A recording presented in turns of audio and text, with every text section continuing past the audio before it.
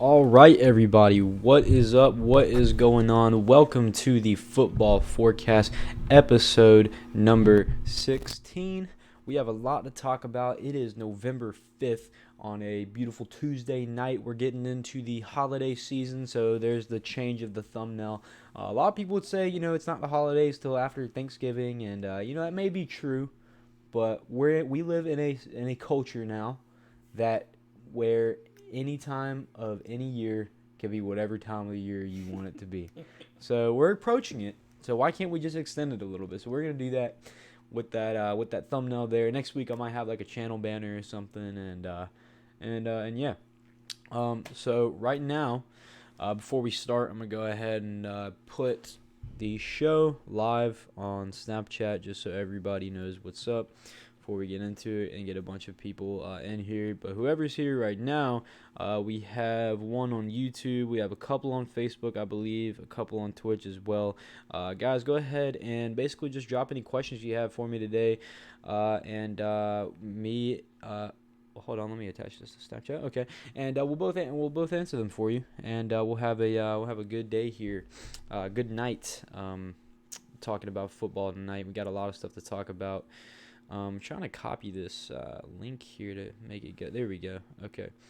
Yeah. All right. So I'm posting it to Snap now and Twitter and Facebook and getting these everybody kind of ready and to swipe up and come watch. So yeah. All right.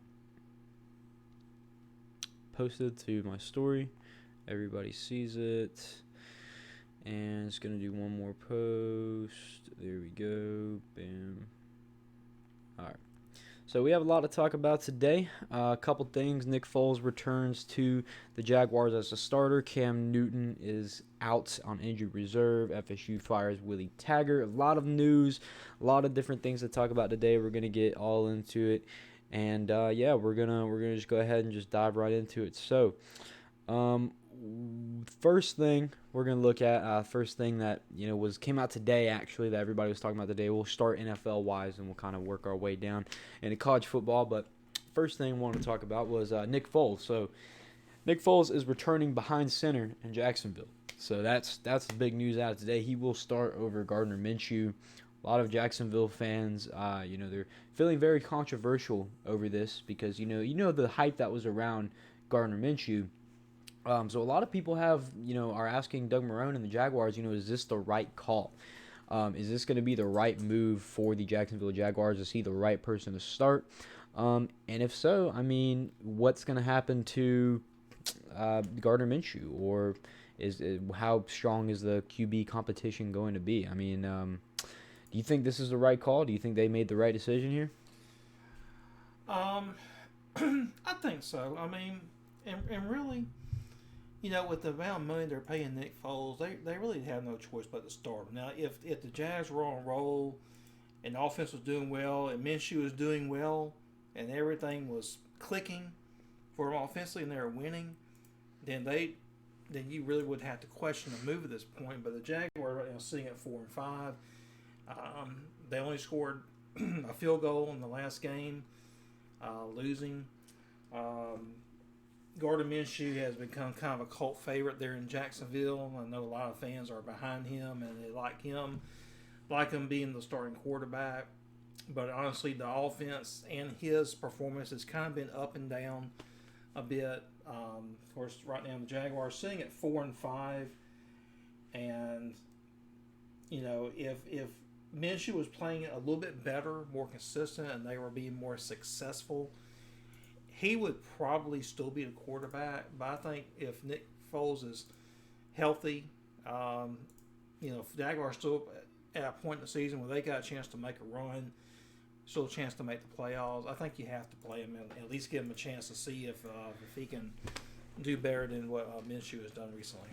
I think that makes a lot of sense. It's because, like you said, just how much money they're paying them. And in the NFL, it's not like college football. You can't switch these guys out like they're interchangeable parts. You gotta have one player. It's not like you're watching Kyle Trask and Emory Jones at Florida. It's not like you were watching, Tua and Jalen play a couple years ago, last year and the year before. You're watching this year what is just or in the NFL, you're watching what is a business, and if they're paying this guy this much money, it's more like a superstition thing. They're paying him this much money, he has to start. It's like a kind of like a cult thing, because if Gardner Minshew is the starter and you have a guy that's paid, twice, three times, four times as much as he is, and you're the Jacksonville Jaguars and Gardner Minshew's not doing so hot, things are going to get bad. And I know there's a lot going around for Gardner Minshew, a lot going good for him. He is a great quarterback. He's a superb quarterback. I think he's going to be really good. And if exactly. he ends up not being the guy in Jacksonville, he'll be the guy somewhere else. He'll get a chance to play somewhere else. I think he's shown enough that I think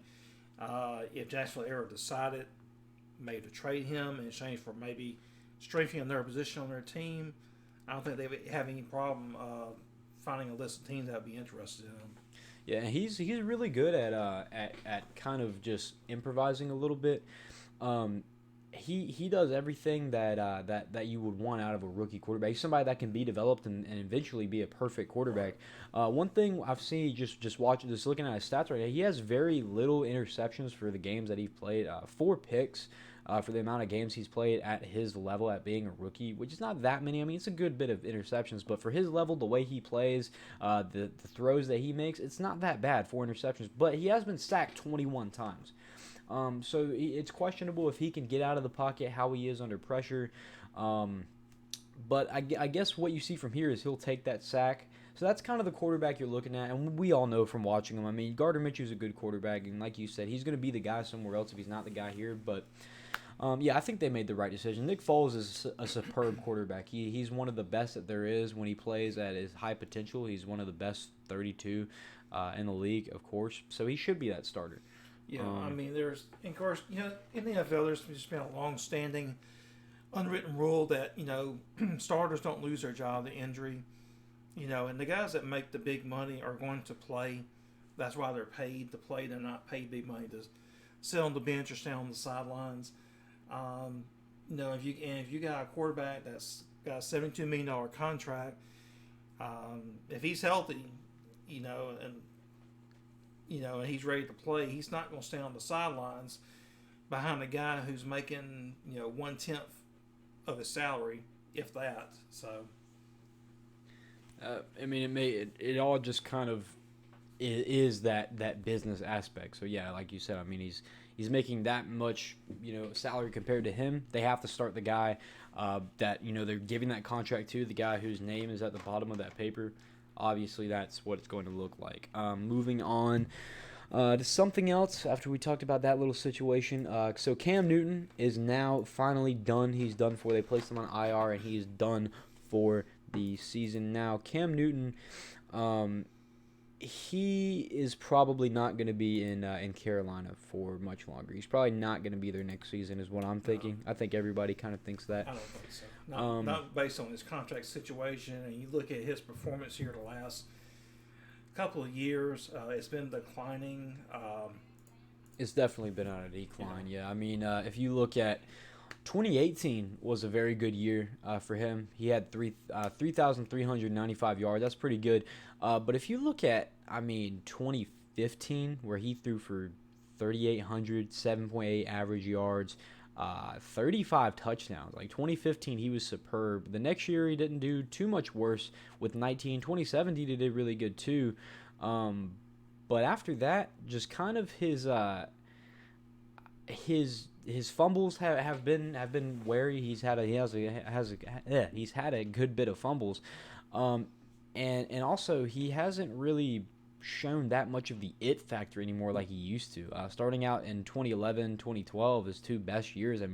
4,051 yards in his rookie year. In 2012, went off in 2012 with 3,869 yards, 8 average yards per play, and 19 touchdowns, 12 picks, and that pick radius has kind of stayed in the same place.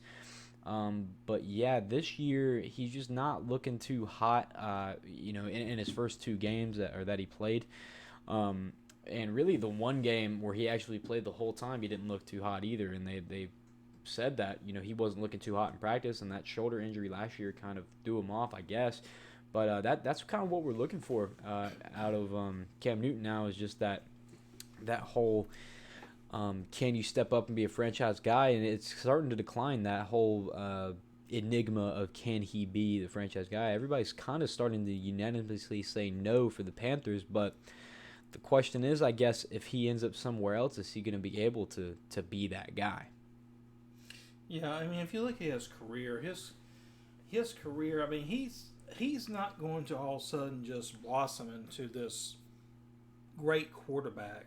He's been a good quarterback, but he has been a great quarterback. He's been in the league for 8 years. You look at his numbers, and his numbers have never been great. You look at his completion percentage. His completion percentage, for the most part of his career, has been in the 50s. Last year was kind of an aberration. It was at 67.9%. His first year he played, his rookie year is at 60% even. But most all the other years he's been in the 50s. And then if you look at his touchdown to interception ratio, it's never been very good. In fact, his MVP year that he had in 2015 was the only season that he's even had 30 plus touchdown passes. All the other years, it's been fairly consistent, but a low number of touchdown passes for a guy of his ability. You look at his touchdown year to year: 21, 19, 24, 18, 19, 22, 24. So somewhere right around the 20 touchdown mark. And for a guy who hasn't really missed a lot of games in his career up until this season, that's not really very good. And his touchdown interception ratio has never been very good. Starting with his rookie year, 21 touchdowns to 17 picks, 19 and 12 the next year, 24-13, 18-12. You got 35-10, his MVP year, and he had 19-14, 22-16. So touchdown to interception ratio has never been great. And his overall performance has always been kind of uneven. He's never been consistently good. He's had really good games, and then, he's had some really poor games in his career. And I think it's pretty obvious.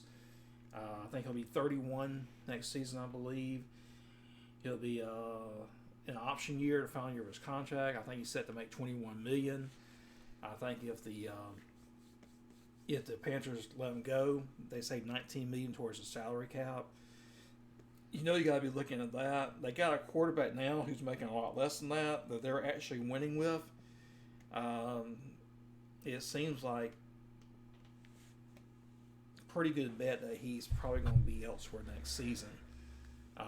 Also considering the fact that he's had this lingering injury that is now going to the IR, so you don't know how that's going to affect him long term. I mean, it's basically costing the entire season this year so far. Well, if he does go to another team, I mean, another question is posed. What team will that be? We have to ask that question. And there's a lot of teams I'm looking at right now that would love to have a quarterback like him, or just a quarterback in general. One that stands out to me, and just hugely, is the Buccaneers, just because they want somebody different. And Bruce Arians is on that verge of just letting go if he doesn't get a guy in there that can do something to win. And I know they have Jameis and they want to work with Jameis, and he's just not at that level yet. But that's something that somebody could choose, is Cam Newton. I mean, for the Buccaneers, another one could be the Titans, because Marcus Mariota is not getting it done over there, and they really don't have a guy that can get it completely done over there. They're switching quarterbacks left and right. It just makes me wonder, where might he go? I mean, where's the place he can go? It's likely that he's going to go to a team that is in need of a quarterback, but probably a team that may not be in position to really draft one of the guys Premier who's going to be highly quarterbacks, yeah. desirable when the draft rolls around next year. So it's probably not going to be somebody that's really bad this year, that's going to be having a lot of high draft picks. My guess is probably more of a middle-of-the-road kind of team, a team that's going to be in really of need of having a quarterback. So I would think of somebody like maybe like the Titans, for instance, like you mentioned a moment ago. That could be a team, maybe something like the Broncos, perhaps. Yeah, the Broncos. That's a viable Joe option. Flacco, I think his season over. Isn't he on IR? So, Yep, he's done. You don't know about Drew Lock. You don't know if he's ever going to make it as a quarterback or not. So that's a possibility. Even somebody like the Redskins, perhaps. Yeah, you got them who might need a quarterback, even though they're placing their faith in Dwayne Haskins. Yeah, I mean, Mitchell Trubisky hasn't really shown out too much. I mean, everybody thought he was coming to his own last year and thought he was going to be the guy, and he hasn't done anything this year. The Bears have lost 4 games in a row, and I'm sure at this point, they would rather have a healthy Cam Newton than what they currently have. And there's some other things out there too. We won't list them all, but definitely if he can fully come back and heal from the injury that he's had, the Lisfranc fracture that he's been suffering with this whole year. If he can come back from that, there'll be plenty of teams out there that they'll be interested in. Yeah, he's a guy that can get it done, but it's such a bad year for him because now you're seeing a guy like Lamar Jackson who's just a faster version of him, and he's getting it all done way more than Cam did. I mean, right now he literally gave the Patriots their first loss, which we'll go into right now. We'll just go ahead and transition into that. So, Patriots have their first loss against the Ravens on Sunday night, I believe. So that was pretty crazy, and it was a good loss too, or a good win for the Ravens, I should say, 37-20 for the Baltimore Ravens. That's a big win for them, big loss for the Patriots too, especially being your first one. I know obviously it's very, very, very rare for a team to go undefeated and go to the Super Bowl, but a team like the Patriots that was looking unstoppable, obviously a team's going to have a couple losses here and there, but I didn't know it would be to the Ravens. I do know, however, that talent-wise, this is the best offense that the Patriots have faced so far. This is a very, very good offense. They were firing on all cylinders that night. If we look at all of the stats here, so Lamar Jackson, first off, showing off similar to MVP performance, kind of a Phil General-esque quarterback when you look at the stats, but when you watch the game, he just looked like Mike Vick. 17 out of 23 for Lamar Jackson with 163 yards and a touchdown in the air.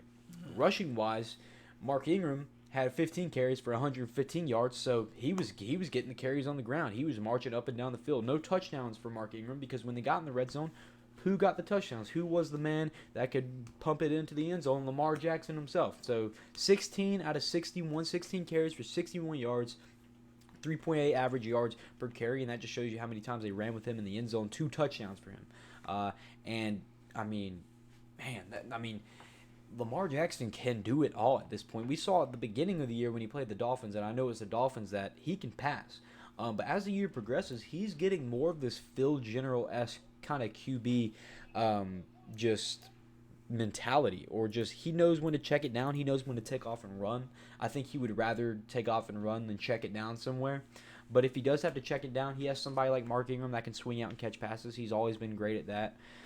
He's got a great wide receiver core at this team. I mean, he's got Marquise Brown, who is insanely good, one of the best rookie wide receivers that we've seen in a long time. He got him. He's got Willie Snead, can't forget about him. Mark Andrews at tight end. All these players are great. Mark Ingram really is his right-hand man for that offense, though, and those two, they could really make a challenge for that AFC championship. They could really win their division by far and take it to the Patriots. But first loss for the Patriots. I mean, is that worrisome? Would you be worried if you were Tom Brady or Bill Belichick there? Or how do you respond from this? You just keep going? I wouldn't. And then, of course, if we get later on the season, the Patriots may look back at that game and look at it as a good thing. Because I mean, it's not like college football. It's not like every game is a must-win game. Yeah, if you want to try to win or compete for a championship. There's only been one team in the whole history of the NFL that's finished a season unbeaten and untied. So I mean, this is a game that they can look at and say, okay, well, the Ravens maybe exposed a couple of things that they know they need to work on and get better at. So I don't think it's a big deal. It's not like the Patriots played badly. They didn't play badly. The Ravens were just better, and they just did a better job of taking advantage of opportunities. But I mean, also too, the one thing the Ravens really did well was running the football. And taking advantage of New England's mistakes. Essentially was the difference in the game, because Brady didn't play bad. Brady had a good game. But I think if you look at the line of scrimmage and the fact that the Ravens did a good job of controlling the ball and being able to run it, and did a good job stopping New England from running it, that had a lot to do with the outcome of the game. Yeah, it's just they have the best defense in the league, the Patriots, by far. But when you take a quarterback like Lamar Jackson, somebody that's so athletic and just so out there, there's not much you can do to stop him. You can't game plan for that. You could have the best mind in football ever, which may be Bill Belichick. That probably is the greatest mind in football of all time. You still cannot stop that. It is just not possible to stop or neutralize an offense like that 100%. And the Ravens just got lucky and were able to hit some nooks and crannies that Bill Belichick wasn't looking for, didn't prep for. Those players did not have time to prepare for. And they just got lucky on all of them. They were able to go ahead and force themselves through all those. Every inch that they gave them, they took a mile out of it, and they won the game. And by a heavy margin, too. I mean, 17 points beating the Patriots, that's really good. In the fourth quarter, I mean, they took it away. Got to give credit to that defense, too, for picking Tom Brady off. He still played good, 30 out of 46, 6.2 average yards, playing like Tom Brady. But that defense, that they held him down a little bit. They did just enough for that offense to go ahead and go crazy over there. So yeah, that was a very fun game to watch. That may have been one of the best highlights of the season so far, is just watching the Patriots be toppled like that by the Ravens. So only one undefeated team left, and that's the 49ers. Who presumably might play the Saints in that NFC Championship unless they go on a huge loss streak here. But yeah, so moving on from that, Patriots got their first loss, but the Miami Dolphins got their first win against the New York Jets. So the Jets aren't looking too hot at 1-7. So are the Miami Dolphins at 1-7. But the Dolphins beat the New York Jets 26-18. And this was a game where, we thought we would presume that the Dolphins were tanking. They weren't going to win any games. I mean, you could see they have some opportunities to score. They have some ways that they can score. There's a lot of penalties given up,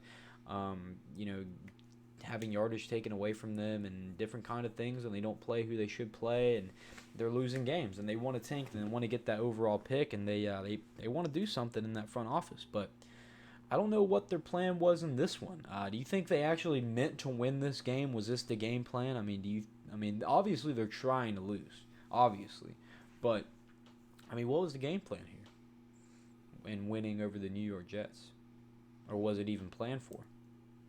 Is the question. Well, I think this is a team that has players that have a lot of pride, and they're, even if it appears from the outside that the Dolphins are tanking, based on some of their roster moves and so forth earlier this year, I think you still got a team that's playing hard for their coach. They've got a lot of pride, and they're still going out there and giving it their best effort and trying to win. The Dolphins, and they've been progressively looking better. Last week when they played the Steelers, they got up early on the Steelers 14-0 in Pittsburgh, and Steelers were able to get control of that game and eventually win it. But one good thing to look at the Dolphins is they haven't quit. It'd be easy for a team 0-7 to start getting down themselves, and maybe the effort not what it would be for a team that's in contention. But this team is playing hard, and and they continue to get better, and who knows, they may end up adding a few more wins. before it's said and done. I think the question here is, okay, is what's going on with the Jets? I mean, I know the Jets have had some injuries, they've had some issues. Um, they're sitting at 1-7 right now. I mean, yeah. I mean, they're going through a stretch of their schedule where they had a lot on paper, like they had a lot of winnable games. And go figure, the only game they won was beating the Cowboys. You know, and it looked like this was a game that was almost a certain win for them, looking on paper, and they blew it. And you have to look at the Jets and see what's going to happen from here. Are they going to start maybe trying to unload some players, start maybe picking up some draft picks, planning for next season? Are they going to try to regroup and still try to make something out of this year? So that team looks like they're at a crossroads right now. It's going to be interesting to see what happens with them from this point. Yeah, and I know last week we talked about, maybe if we saw a team from the AFC that was a sleeper that could come out and make it back into the playoffs, it could be the Jets. They had a lot of winnable games. If they could win out or almost win out, get close to it, they could maybe make that spot in the playoffs somehow, or get close to it, and have something to build off. But if there's anything that you want to jump conclusions or jump the gun on this year, it's probably that after this game, that's it for the Jets. After a loss to the Dolphins, a team that is presumed to be tanking, a team that is presumed to be trying or at least not putting any effort into any game at all, especially in the front office or specifically in the front office. If that's going on with the Jets and they couldn't beat them, then that might be it for the Jets this year. They might just be throwing in the towel and, like you said, picking up some draft picks, throwing some guys away. I don't know what's going to happen to Le'Veon Bell, but if there's a team tanking, Le'Veon Bell's a good person to look at. Yeah, allegedly they've been shopping Le'Veon Bell. They even talked to the Steelers about of all teams about trading him or doing something there. So I mean, And Le'Veon Bell has earned his place at being a good back again and somebody that's going to work hard and be somewhere. We saw last year. Especially that he was looking like a guy that was going to lay out. He was kind of looking like a troublemaker a little bit. At least that's what the media painted him as. We had all these different things, outside. He was in Miami for this amount of time. But when he came back into the league, he's kind of been quiet a little bit. He's just been trying to get his reps. He's been trying to get some balls thrown his way and get some balls handed his way. And if he goes somewhere else, it's really looking good for him. He's kind of earned that position when you kind of have the whole media painting you like that the year before, and you come out and play like this.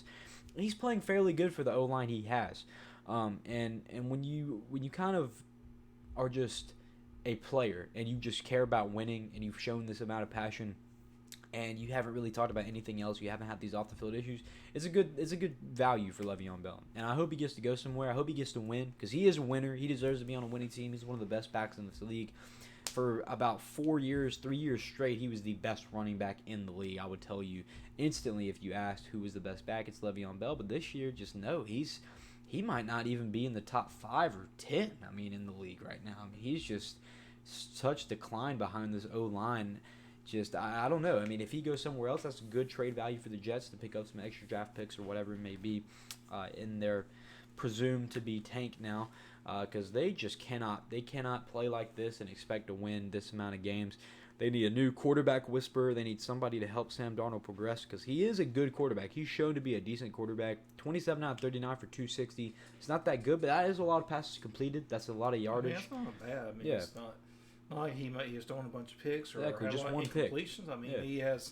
He had decent numbers. He knows when to check it down. He knows when to throw it deep. He knows his progressions. He just needs a better quarterback whisperer. He needs a guy there that can be that man. I know a lot of Jets fans just don't think Adam Gase is that guy. He might not be that guy anymore if next season they play the same way. There's a lot of teams this year that just suck. And I don't really know a reason of why that is. There hasn't historically been this many teams that just suck. But this year it's different. The Jets are one of them, sadly. Dolphins too. This was a pretty good tank bowl that we didn't think we were going to see. But yeah, their first win. So that's nice for the Dolphins. Great for those players. Great for that value of those players if they ever want to go somewhere else. And yeah. All right, so moving on from that, we have a good bit of talk about in the college football world as well. So FSU fired Willie Taggart on I believe Sunday. It was fired him on Sunday, Right. and now they're looking for a new head coach. They're shopping around for the new head coach, and the question is, who is that head coach going to be? Everybody's put in their hat. Everybody's putting their 2 cents on who they think the next coach is going to be.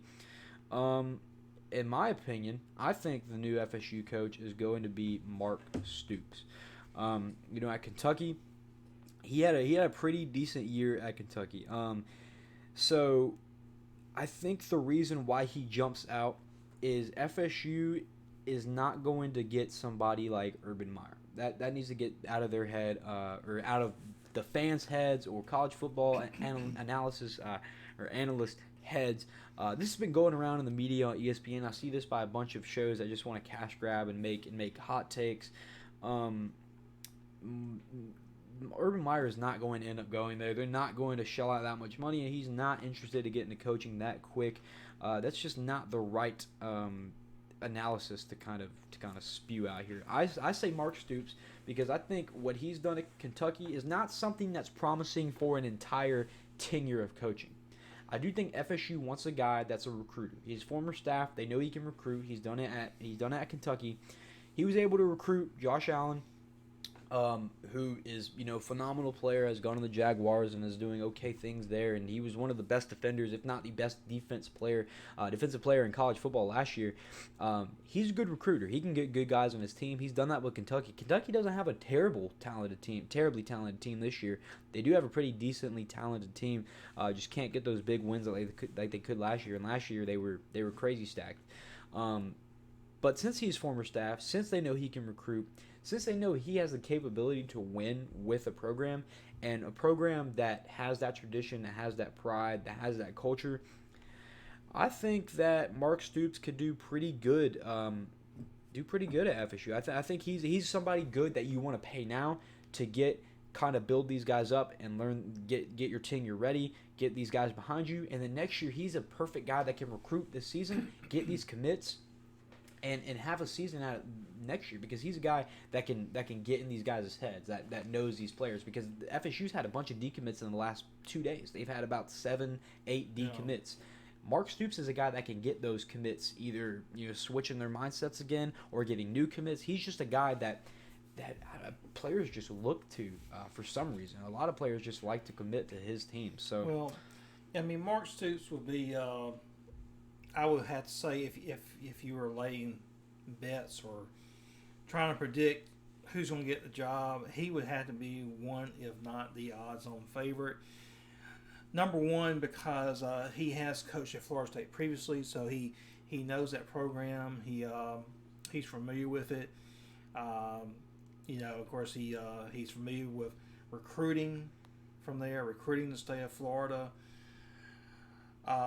Familiar with the culture that exists with the Florida State athletic program. Well, also too, you got to look at it at Florida State. Number one, you have to understand their situation and what exactly it is that they're looking for and needing. First of all, you look at their athletic program. It's been described as financially cash-strapped.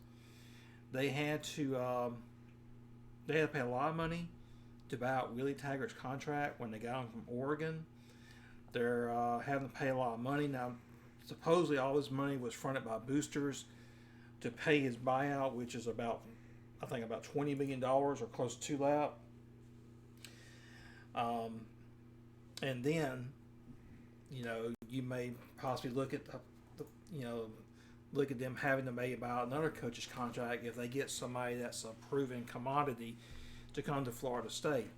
And Mark Stoops will be attractive in that regard because my understanding is he doesn't have a very high buyout in his contract. I'm not sure what it is, but it's not a substantial amount of money as some of these coaches tend to have in their contracts. I think it's a $10 million buyout. I'm pretty sure.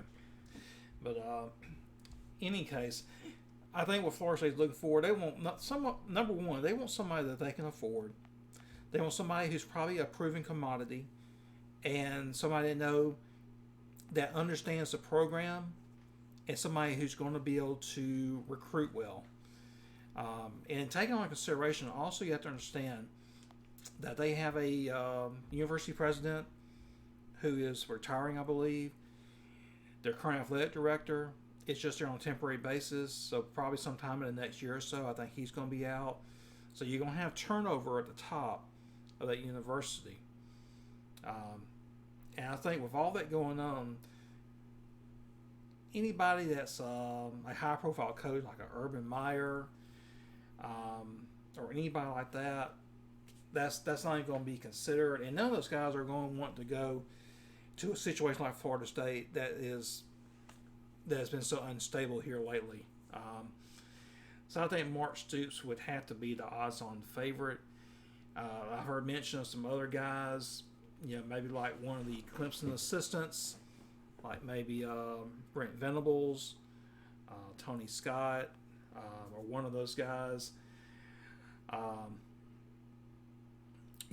there's some other, high-profile assistants out there with different programs, but I don't think that any of those guys is what Florida State wants. They want somebody who's proven themselves to be a coach, and you look at Mark Stoops and say, well, he doesn't have a great record, but you look at where he's at Kentucky. Kentucky is probably one of the toughest programs to be successful at because they're in the SEC.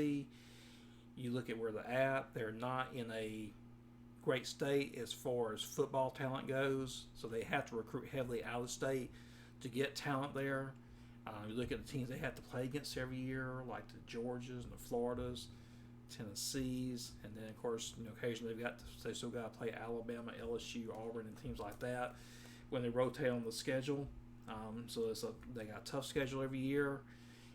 Not the easiest place in the world to recruit players to, and Kentucky football was not in very good shape when he took it over. So it took him a while to kind of build the program up and build up the talent level. And right now, they're not a great program, but they're a stable program.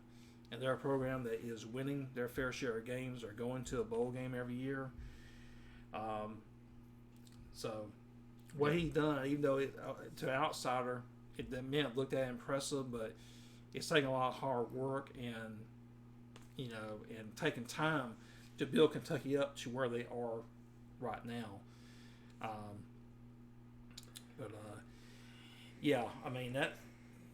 That's somebody who's definitely going to be in the forefront. They had a good other guy who's at Minnesota, PJ Fleck, who's unbeaten right now this year. Minnesota's having a great year. He just got a contract extension that was announced earlier today, so you can go ahead and take his name off the table. And that's kind of the way the game's played. Any of these other schools that have a coach that they think is somebody who's going to be going after, that they have to worry about losing, all of a sudden these guys usually end up getting contract extensions. So you're going to start seeing some of that. But in any case, whoever Florida State is, it's going to be somebody who I think is going to have some experience, and it's going to be somebody who's a proven commodity. I don't think they're going to take a chance on their guy like Taggart, thinking that he may be the right guy, but they're not sure if it's going to work out or not, and taking a chance. I think they're going to be more conservative this time and go for somebody who they think is going to be more stable and will give them a better chance of long-term success. I think it's important that Mark Stoops he's not what they wanted to go for when they got Willie Taggart. When they went out for him, they scrambled to get a winner. They wanted somebody that purely won. They looked at winning records. They wanted a winner, a 100% winner. So they looked at him. They looked at his record at, USF, right? That's where he was, USF? Yeah, he was at USF, and then he went to Oregon. He was at Oregon for 1 year. But even look at Taggart's record, I think he had one good year at South Florida. The rest of the time, he's been kind of a 500 coach. Yeah. He's a player's coach. All the players love him. He's always been a good recruiter, per se. But overall, he didn't have like a great overall coaching record. So it was a big gamble when Florida State went and got him, and obviously it just hasn't worked out. And so this time you have to think they're going to go for somebody who's going to be a safer choice this time around. I think the biggest thing on his resume was definitely the highlighted season at USF with all of those wins that almost filled up the table. And I think now, like you said, playing more conservatively, they want to go for a guy that can get them that can get them a culture again. They want to go for a guy that can build their team up. They don't want a guy that's just going to straight up win. They don't want a guy now that's just going to be with the players, be a friendly guy with the players, and be all uptight with the players. They want a guy that is going to bring in players to FSU, that's going to bring back these commits, that's going to bring new commits. At the end of the day, win some games, but it's going to take time. They're not going to get a guy in there that's going to win games instantly. They knew that with Willie Taggart. They didn't know it was going to take this long. I think Mark Stoops, they bring him in. I think he does a phenomenal job with the talent that he has around him. And I think with the way that he's able to recruit and what he's built up at Kentucky, then like you said, it's a bad place for football. It's just not a good place for college football anymore. I mean, he has a good spot, a good chance to build that program up and years after. I mean, they could give him a pretty decent, a beefy contract, and he could build that program up easily. He's a great recruiter. He has a great mind for football. He's somebody that knows how to win. He's, with the talent that he's had, he's tried to win as much as possible, and last year we saw it. He lucked out, and he got some really good commits and really good players that were fully developed, and he knew how to play football. He was able to take on some of the biggest challenges in the SEC. I think they can. I think they can do the same thing at FSU. I think Mark Stoops is a good option for them. I think he's the safe option, the safe bet, and I would not be surprised if you see his name in the next couple of weeks or whatever. Yeah, and Florida State's programs was tried kind of a mess, and even words like dumpster fire being used to describe the current state of their football program. But to me, this is not a team that's void of talent. They've got players. They obviously don't have the same talent level that they had, say, 5, 6, 7 years ago.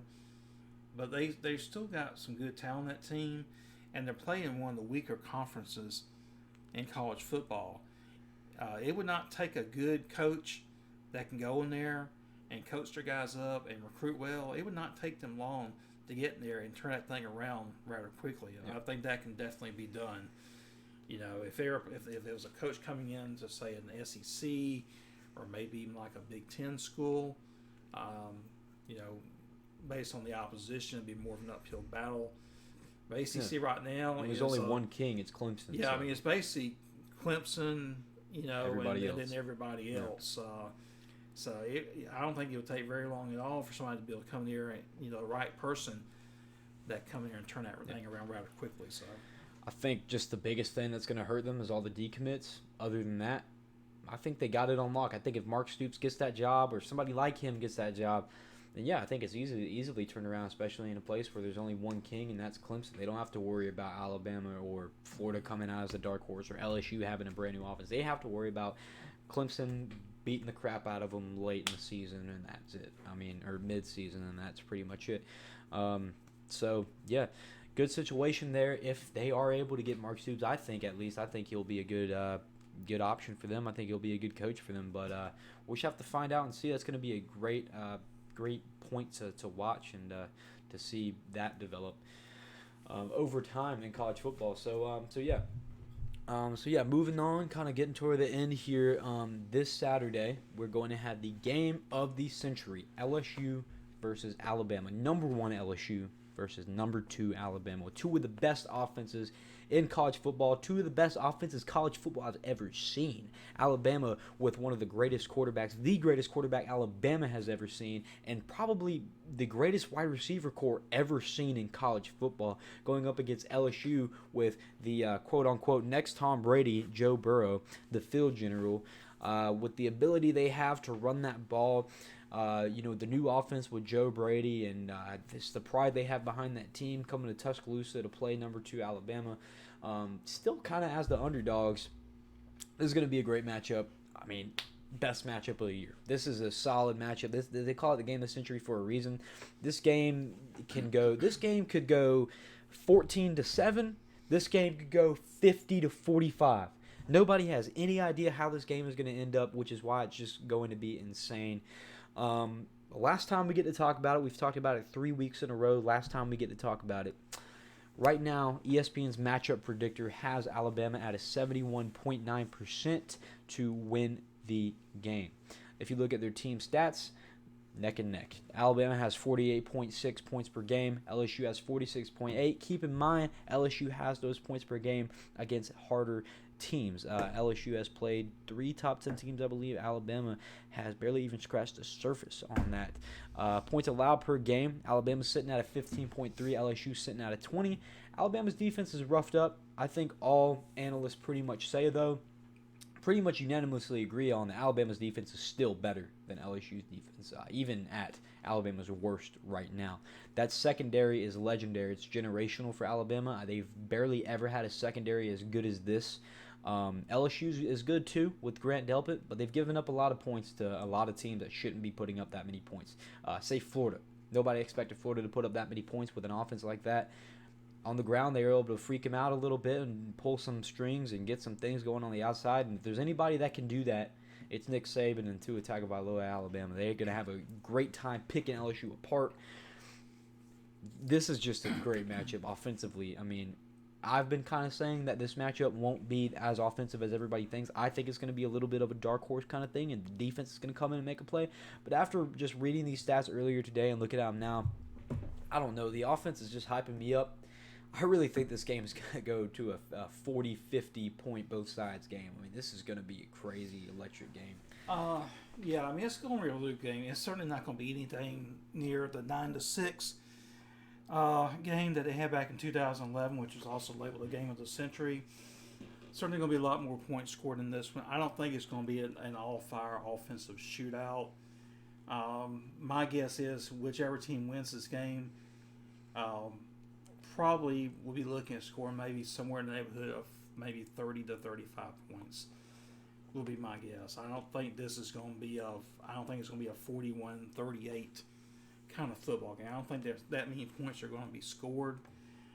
And even with LSU being number one, at least in the AP poll, probably number one in strength of schedule, they have beaten 3 teams that were in the top 10 at the time they were beaten. So LSU certainly has played a much tougher schedule than Alabama has. Offensively, I think the 2 teams are pretty even. I don't think you really say one has the edge of the other.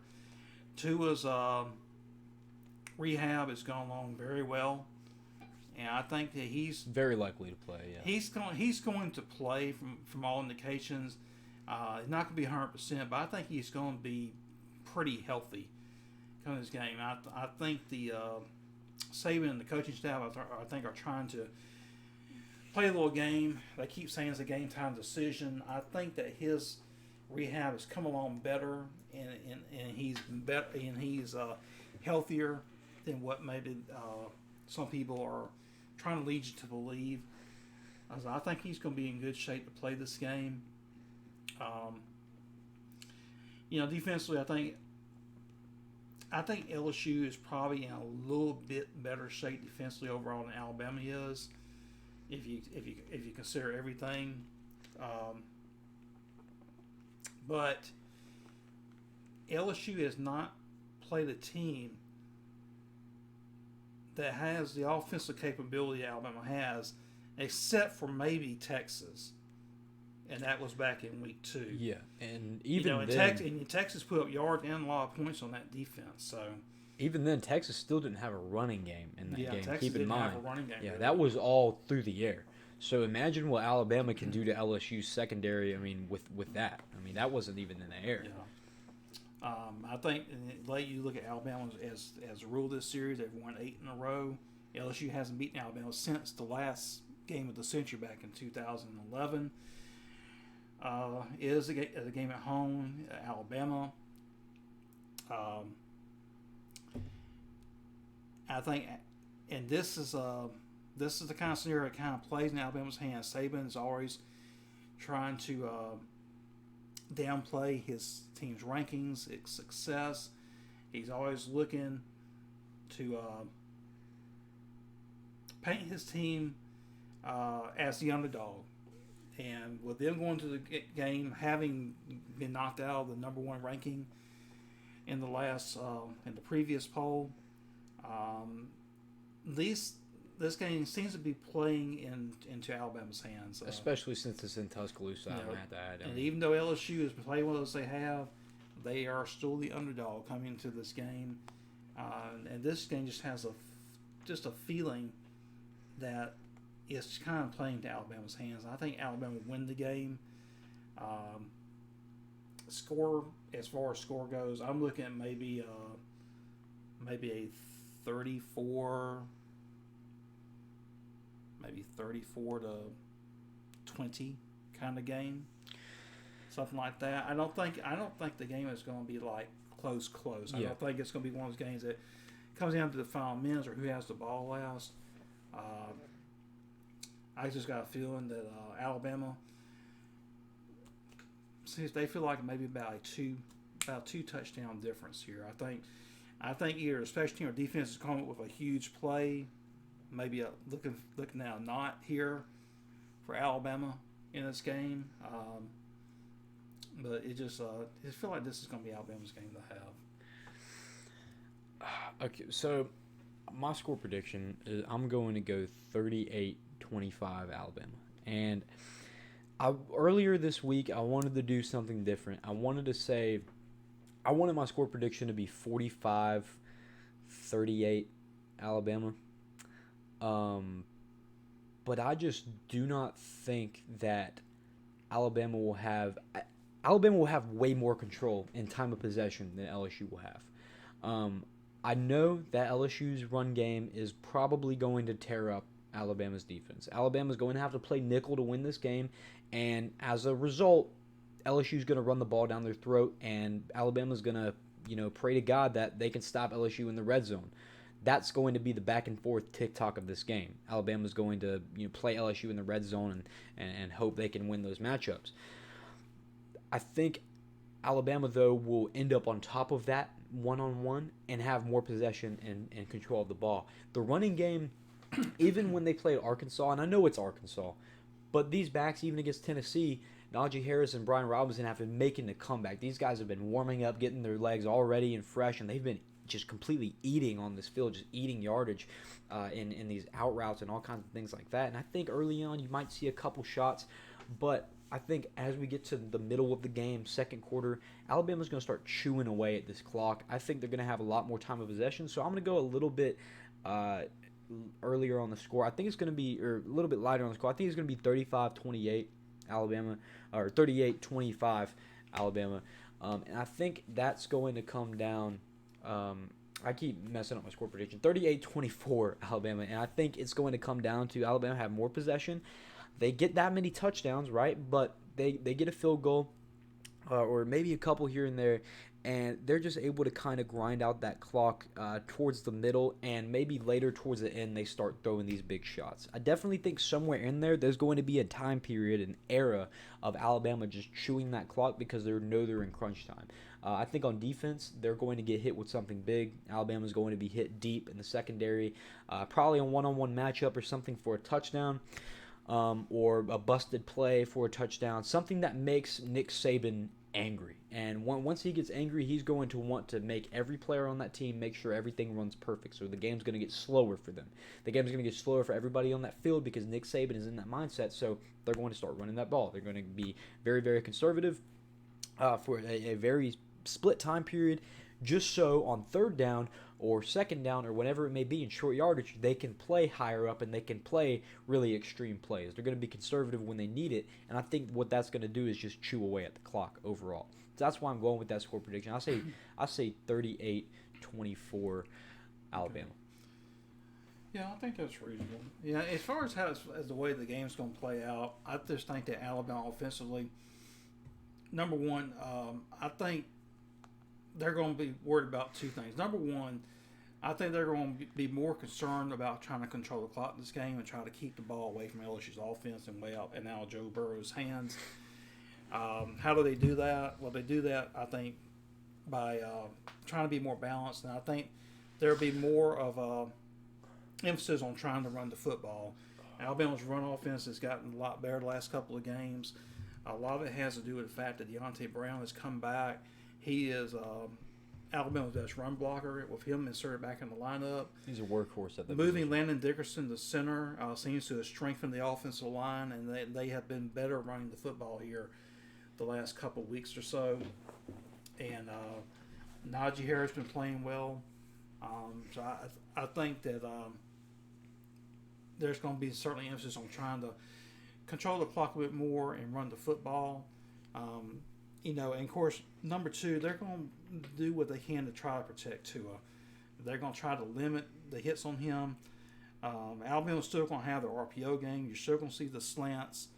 You're still going to see the screens and stuff. I think they're going to be more emphasis trying to get the ball off his hands quicker. And I don't think you're going to see a lot of deep dropbacks or trying to hit a lot of deep passes. I think it's going to be more of a short, intermediate passing attack. They'll take a shot or two at some point, but I don't think you're going to see very many of them. They're not going to want to let him sit back there waiting for a receiver to come open and risk him taking a big hit. I don't think you're going to see much of that. Especially with Grant Delpit back there. Exactly, because you can't do that with Grant Delpit. You can't sit around and take a big shot. Yeah.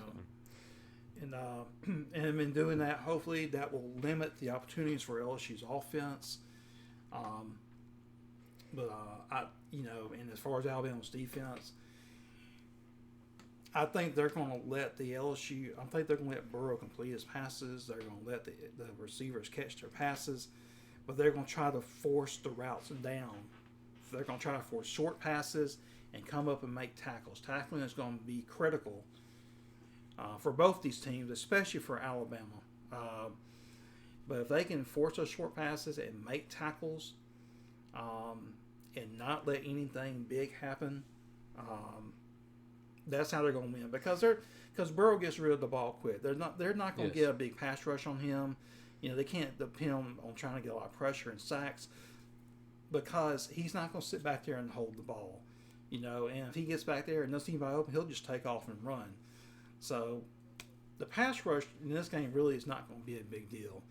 It's going to be trying to force short passes and come up and make tackles and not let guys make plays and extend receptions.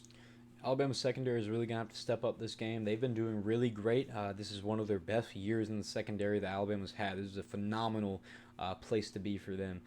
Even with these freshmen, like one freshman I have in mind, or just two. I mean, Scooby Carter and Jordan Battle. These guys are the most underrated freshmen in the SEC, in my opinion. These guys are absolutely insane ball hawks. I know Jordan Battle is more of a ball hawk than Scooby Carter is because of his position. Carter, man to man, can do it all. So when we see a lot of nickel from Alabama, when we see that coming out, I think these freshmen are going to get a time to shine in that game, and I think you're going to see that secondary battle Joe Burrow, and I think you're going to see them win a lot of the battles. So I think Alabama's going to come out with that win. I'm saying 38-24. So and not only that, LSU's bread and butter has been throwing the football, and I don't think even if they do have some success running the ball, I don't think that they would have the patience to stick with a running game.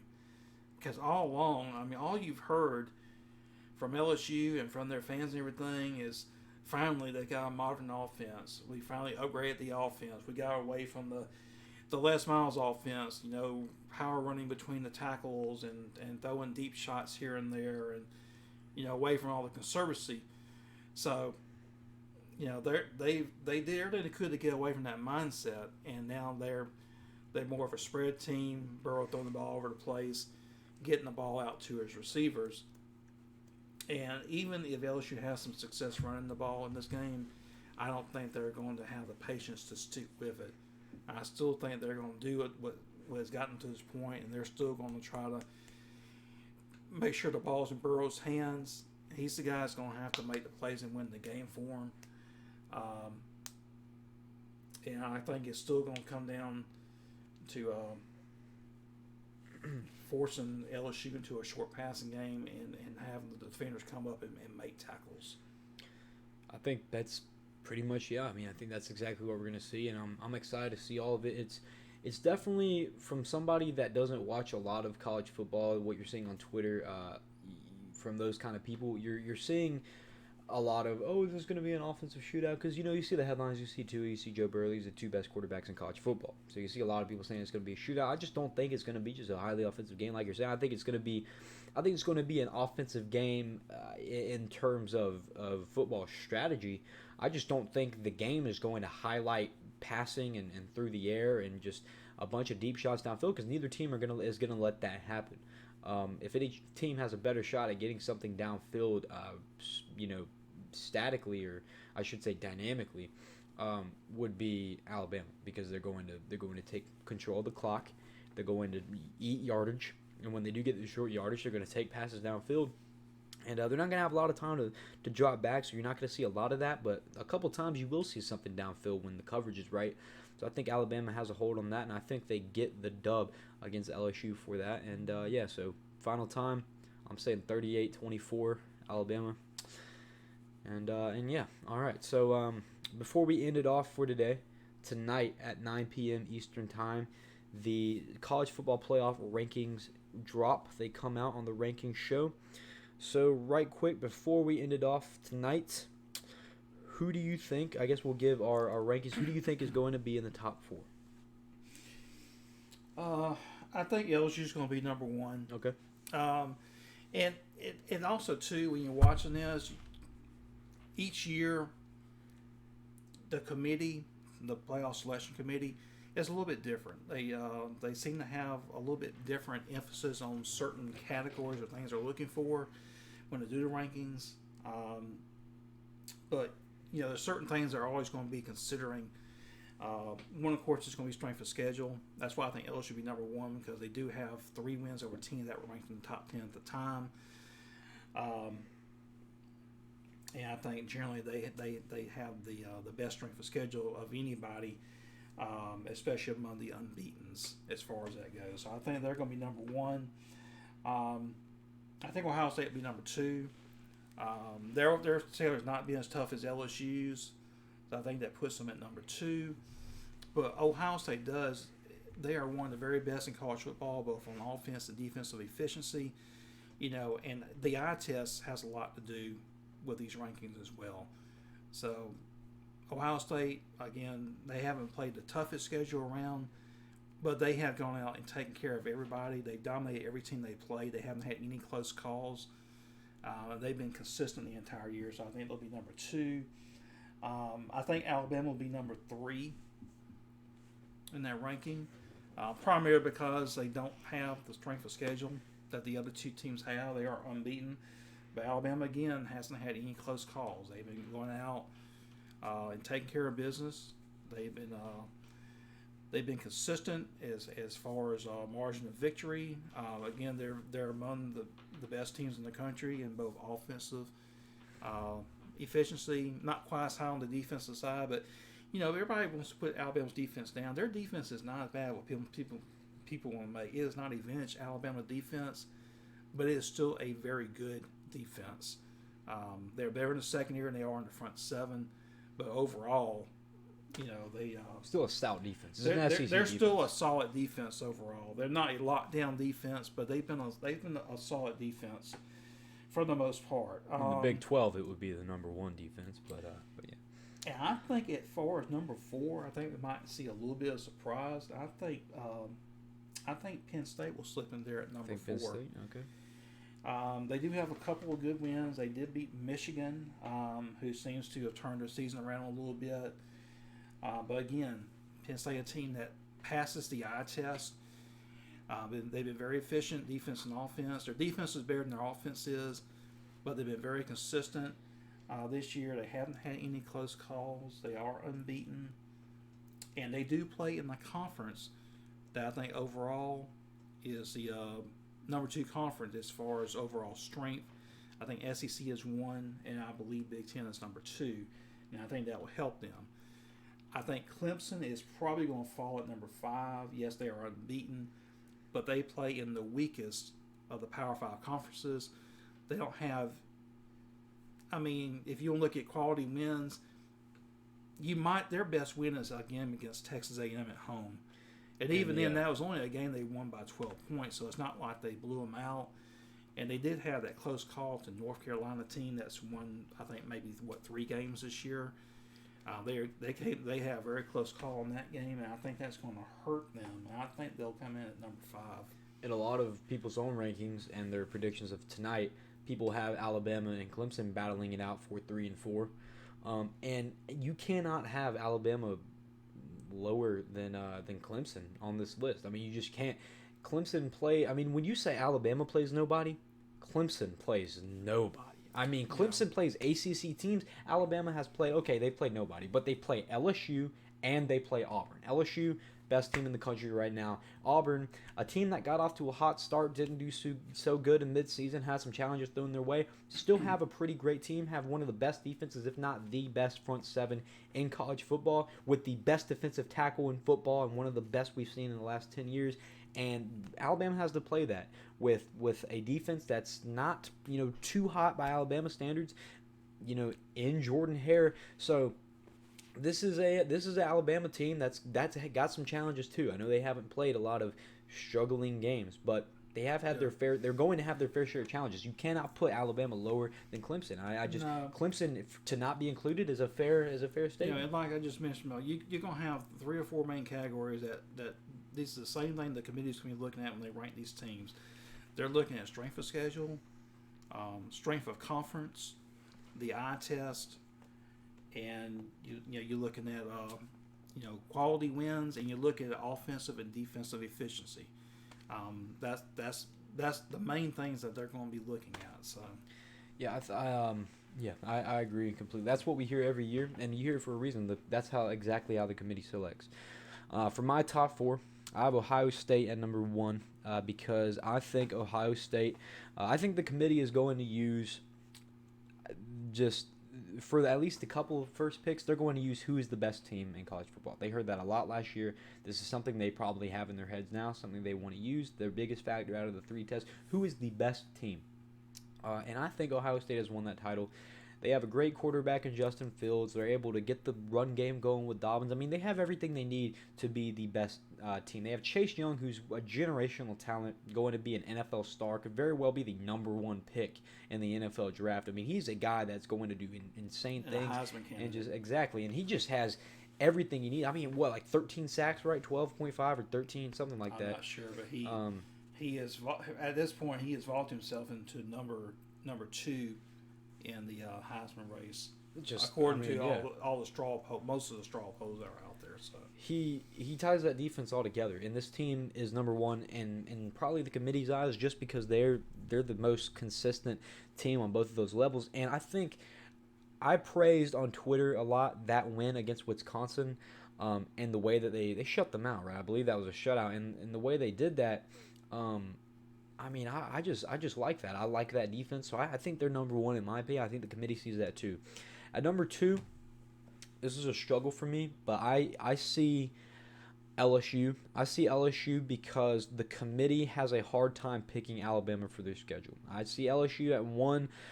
Possibly it's really a toss-up for Ohio State and LSU, but I definitely see LSU, if not 1, at 2. Because of their schedule, the amount of teams they play, they still have to play Alabama. They're definitely at 2 for what they've done, and their stats being neck and neck with Alabama, even though they've played this way harder competition. They're going to be at number 2 or number 1. They're not going to be any less than that for sure. Committee will look at all 3 of those tests and see if that's where LSU belongs. Alabama belongs at number 3, and that is because they have done Alabama things. They've done phenomenal. The only thing that keeps them at 3 is the fact that they just haven't had as good as a schedule as these teams above them, and they're just not an all-around 100% complete team this year. That defense has been lacking, but let's not go ahead and fool ourselves. It's still a defense. It's still an SEC defense, but it has been lacking. It's not the like you said, vintage Alabama defense. 2 is starting to show some health struggles overall against the teams they've played. They've allowed some points late in the game. I just think that these 2 teams have to be above them because they passed the eye test, and they're just 2 better teams in their eyes. That's how it's going to go. And for 4th, I think the committee, even though they want to put the best team, they've heard a lot about that last year. They want to try a new progressive kind of liberal standard at putting teams in. I think they're still going to go traditional. They still have to put conference champions in. Only exception is putting LSU and Alabama in. So Clemson goes in at number 4, even though they've had one of the weakest schedules of all time for a reigning national champion. Trevor Lawrence has shown to be not even half of what he was last year. One of the most overrated prospects of all time in that regard. If we're speaking consistency, and they, in my opinion, would not get into my top 4 best teams. But the committee is going to look for conference champions. They're going to go to traditional route at least 1 or 2 times here. And Clemson's going to get in at that number 4 spot because of that. Although they shouldn't, although I think Penn State is a better team, the committee's not going to look at that. They don't care that much. They have to put that conference champion in. The hell that would be raised if Clemson did not make it in would be insane. I mean, college football would flip out. As much as I don't think they belong in the top 4 best teams, college football would go insane. There would be absolute anarchy, and people would freak out for having a reigning national champion. How can you put Alabama at 3 when Clemson blew them out 44-16 just January? I mean, there's going to be a lot of that. But last year has nothing to do with this year. They're not going to consider that. That's not going to be part of the conversation. Exactly. That last year has nothing to do with what's happening this year. Exactly. Yeah, I think overall they still get that number 4 spot, but they're not going. They're just for the reason that they're not going to fall into that fully progressive trap of inviting new teams in just for the heck of it. They're going traditional at least one time in this, and Clemson will be in that top 4. I think personally Penn State should be there. I think it's time that they've had their fair shot. They don't have a guy like Saquon like they had in the past to kind of come out and run this ball down people's throats, but they have a good team. They've overcome some great challenges. Clemson hasn't played anybody. Penn State has. I'll put Penn State over Clemson in my opinion, but Clemson gets in at number 4. So my top 4 is Ohio State at 1, LSU at 2, Alabama at 3, and Clemson at 4 tonight. That's why I expect to see at 9 p.m. So, all right, well, it is 8:13. We're about to get into the rankings show. I hope all you guys are going to watch it as well in about 45 minutes. So yeah, I guess that's about it for us tonight.